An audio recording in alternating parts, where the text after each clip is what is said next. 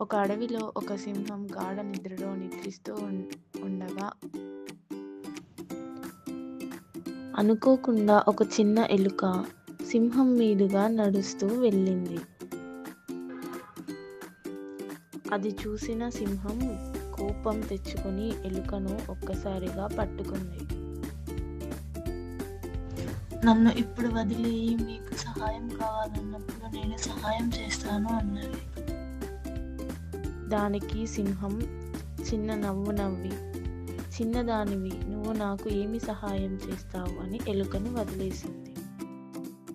కొంతకాలం తరువాత సింహం ఒక వేటగాని వలలో చిక్కింది.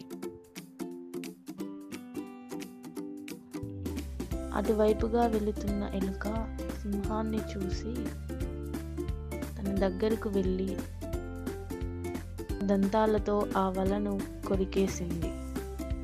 అంతలో సింహం వలలో నుండి బయటకు వచ్చి ఎంతో ఆనందంగా ధన్యవాదాలు చిన్న చిలక అని